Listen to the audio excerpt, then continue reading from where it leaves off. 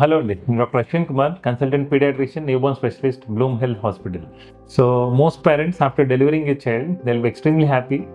తర్వాత ఆ న్యూబార్న్లో అసలు నార్మల్ థింగ్స్ ఏంటి, అబ్నార్మల్ థింగ్స్ ఏంటో తెలియక కూడా చాలా ఎక్కువ స్ట్రెస్ పడుతూ ఉంటారు. This are most common in our practice.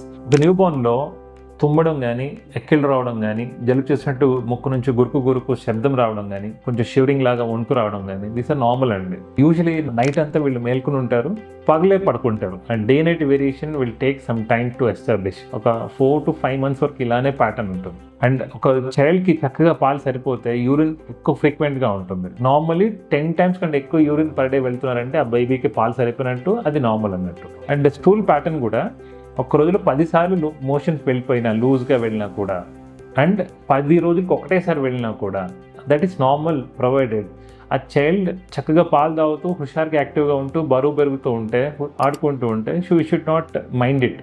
And gas కూడా ఎక్కువగా పాస్ చేస్తూ ఉంటారు, అది నార్మల్. పొట్ట ఊరికి టచ్ చేస్తేనే గట్టిగా ఉంటుంది అని ఫీల్ అవుతూ ఉంటారు, అలా చూడొద్దు. గట్టిగా ఉండడం కాదు పాయింట్. ఎక్కువ ఉబ్బుగా ఉన్న, గ్యాస్ ఫామ్ చేసిన, కొంచెం వాంతులు ఉన్నా కూడా మోస్ట్ కిడ్స్ అవి నార్మలే కాబట్టి వాటిని పట్టించుకోవాల్సిన అవసరం లేదు. పొట్టను ఊరికి చెక్ చేసుకునే అవసరం లేదు.